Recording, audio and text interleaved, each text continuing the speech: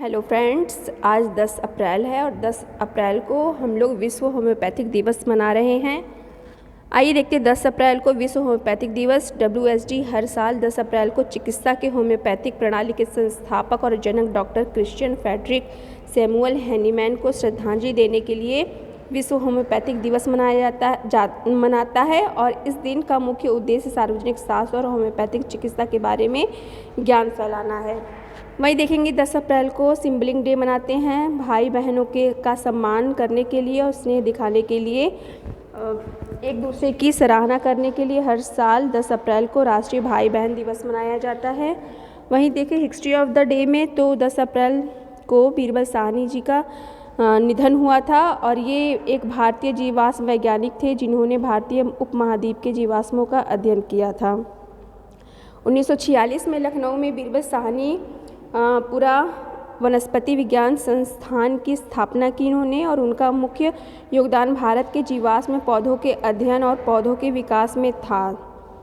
तो ये देख सकते हैं लखनऊ में इनका निधन हुआ। प्रफुल्ल चंद्र सेन 10 अप्रैल को इनका जन्म दिवस मनाया जाता है और एक भारतीय राजनीतिज्ञ और स्वतंत्रता सेनानी ये माने जाते हैं और कह सकते हैं कि उनका जन्म 10 अप्रैल 1897 को बंगाल प्रेसिडेंसी ब्रिटिश भारत में हुआ था।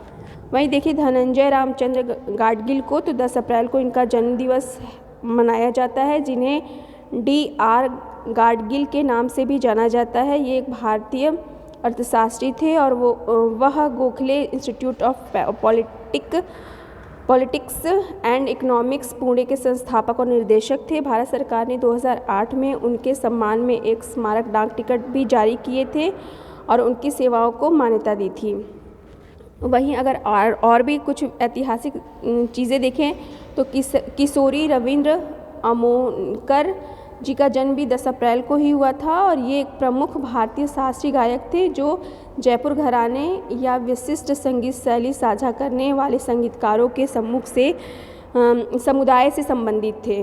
ठीक है, वह शास्त्रीय शैली, ख्याल और हल्की शास्त्रीय शैलियों, ठुमरी और भजन की कलाकार भी थे। ठीक है, मोरारजी देसाई, उनका भी राजनीति के दृष्टिकोण से बहुत ही महत्वपूर्ण योगदान है भारत में और उनका जन्म 29 फरवरी 1896 और मृत्यु आज के दिन 10 अप्रैल 1995 को हुआ।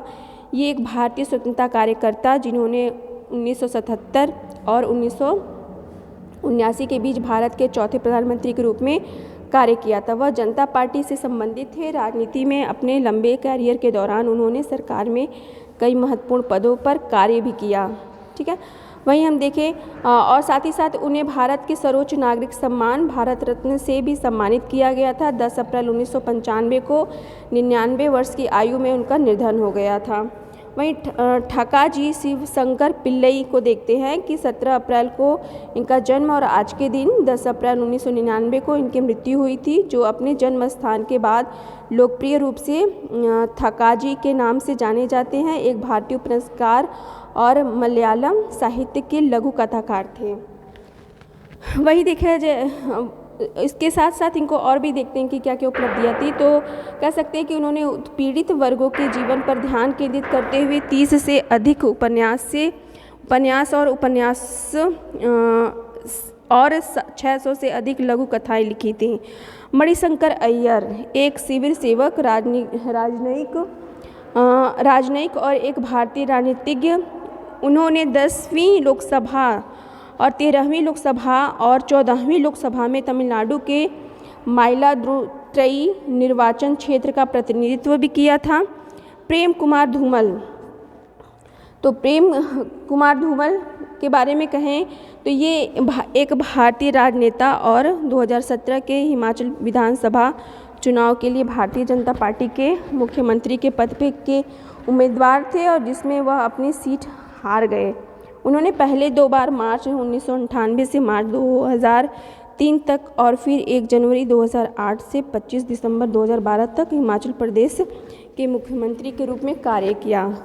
वहीं अगर देखा जाए 10 अप्रैल को तो 10 अप्रैल 1875 के दिन स्वामी दयानंद सरस्वती ने सामाजिक सुधार के अपने लक्ष्य को प्रचार करने के लिए मुंबई में आर्य समाज की स्थापना की। तो देख सकते हैं 10 अप्रैल को आर्य समाज की स्थापना स्वामी दयानंद सरस्वती के द्वारा की जा रही है। तो ये एग्ज़ाम में बराबर पूछता है कि आर्य समाज के संस्थापक कौन थे, उसकी स्थापना कब हुई, तो ये आप ध्यान रखेंगे और कहाँ पे हुई।